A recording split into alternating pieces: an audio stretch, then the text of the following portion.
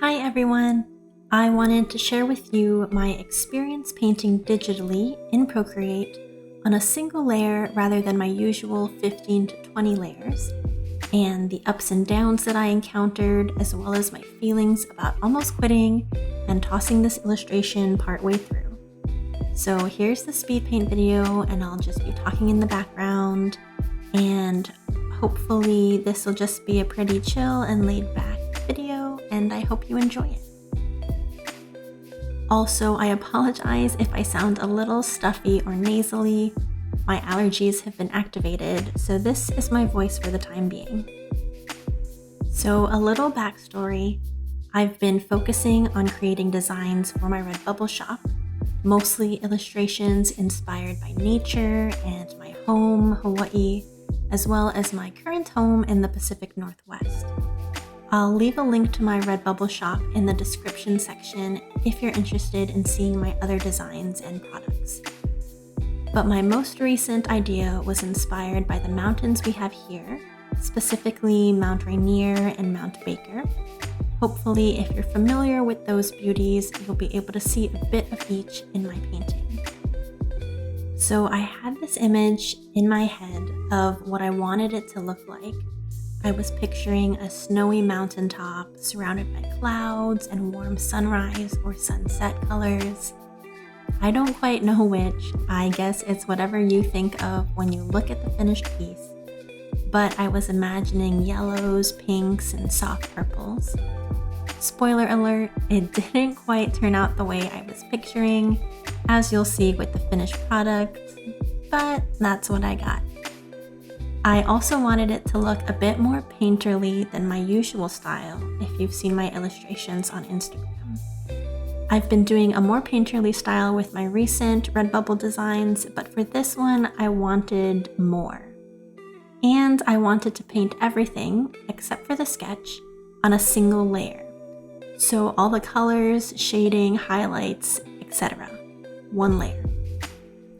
I did this with my last illustration, the Blue Mountains, but I didn't make a video of it, so here we go.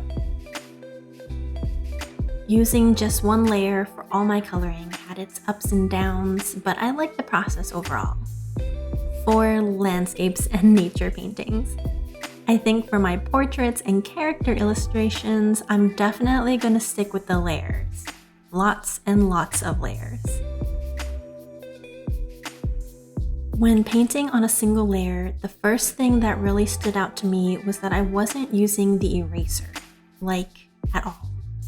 Instead, if I wanted to get rid of a wayward mark or something I didn't like, I'd have to paint over it with another color to fix it. Which was fine, really. It was just a change in habit and mindset that I thought was really interesting. I suppose I could have used the eraser earlier on when I didn't have as much going on in terms of the colors I had laid down. But once I had multiple aspects on the canvas, the eraser tool just wasn't going to work for me. I also felt painting on just one layer helped everything feel and hopefully look a bit more cohesive. When I use multiple layers on other illustrations, I typically break them up into sort of a background, middle, and foreground, and I'd hope the finished piece looks cohesive and well meshed, but sometimes it feels more compartmentalized and doesn't quite have the feeling of unity that I'm getting when I use only a single layer.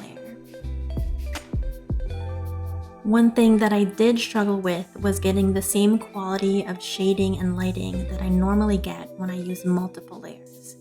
Don't get me wrong, it can definitely be done, as can be seen by the works of digital artists way more talented and experienced than me, but I'm not quite there yet. So that was one thing I didn't like when painting on a single layer. It was harder for me to do justice to all the shadows of the mountain, for instance, and I wasn't able to pull off the lighting and highlights of the mountain the way I had hoped. Although I do like the yellow highlights on the clouds. I think that came out kind of the way I was hoping it would. I also didn't use any blending modes that I would normally use. For instance, in the past I've used the lighten, screen, or add modes to create highlights, and I've used, I think it's hard light for the shading. But since I was only using one layer, none of those would have worked the way I wanted them to. Instead, they would have changed the entire image rather than just a part of the image. Or at least with my current knowledge of Procreate, I don't think that would have been possible. If I'm wrong, please let me know in the comments. But I did use overall final color adjustments for the finished piece, so that was still possible. But with the other layer modes not available to me during this experiment, I found myself relying more heavily on the color picking tool than I normally do. And I kind of liked that because usually I have a more, logical, maybe that's not quite the right word, way of using color palettes. But using the color picker more allowed me to take a more loose and creative path and kind of let go a little and let the colors speak for themselves. I don't know if that makes sense. I hope it does. One big pro that came from using a single layer was that I could paint on a bigger canvas, which means that this particular design can be used on a broader range of REDBUBBLE products. So the way Procreate works is that the smaller your canvas size, the more layers you can use.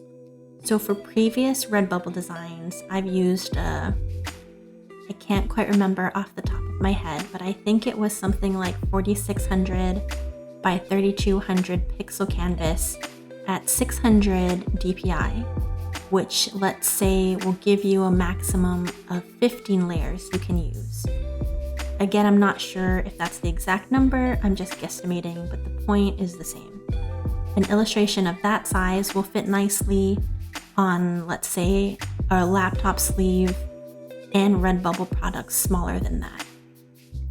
But now, because I'm only using one layer for the colors, I don't really need access to that many layers, which means I can paint on a much bigger canvas size with less layers, and my design will now be able to go on a broader range of REDBUBBLE products like shower curtains and comforters, things like that, and everything smaller than that. And like I mentioned earlier, I did almost give up and toss this entire painting partway through. Because the features that I usually rely so heavily on weren't available to me during this process, when I inevitably wanted to stop and give up on the piece altogether, I almost let myself. Now, I usually come across this phase during all of my illustrations. I hit a point where everything looks terrible and I don't like any of it, but at that point I stop, give it a rest for the rest of the day, and revisit it the day after. And because everything's parsed out into layers, I can pretty readily work on fixing what's not really working in the piece while still maintaining the other aspects of it. And I push through it and come out the other side, usually with a piece I really like. I just have to remind myself each time to keep going.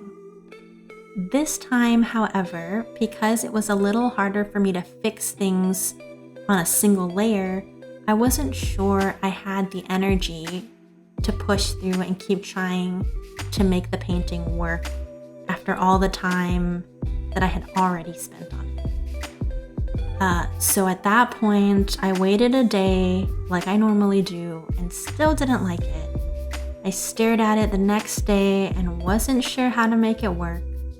I laid in bed at night and tried to picture in my mind's eye how I would fix it to my liking and still couldn't come up with anything. But by the day after that, I did have a different mindset.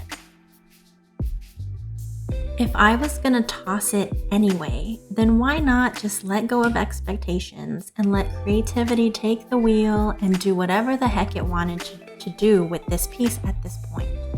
Because if I didn't like the end result, then I didn't have to put it on REDBUBBLE. I still learned a lot throughout the process of painting it, so why not? But I did actually end up liking it, and I'm glad I didn't scrap it and I kept working on it. And all in all, I think I will put it on Redbubble.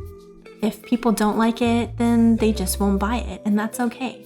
But if even just one person thinks it's cool, then I'm glad it will have been available to them. Overall, I'd say that I am proud of this piece, even though it didn't turn out the way I had hoped.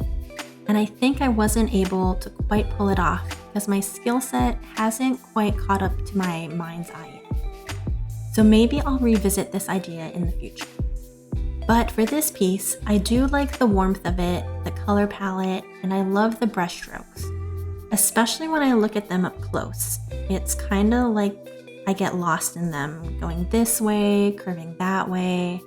They almost lead you on a journey, and the destination is the bigger picture. I don't know, that's just how I feel when I look at it, and I kind of like that feeling. So here's my finished piece. Thank you all for watching this speed paint and listening to me ramble on about it. Now I present to you some fur baby footage of our kittens. Bye!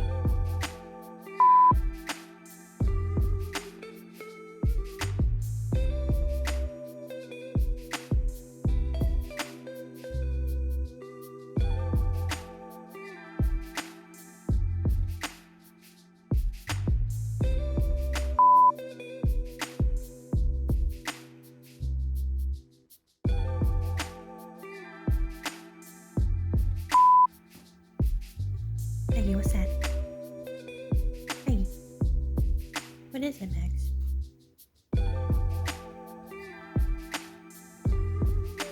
What is it? Maggie? Are those fairies? Are they fairies? Are they just lights? What is it, buddy?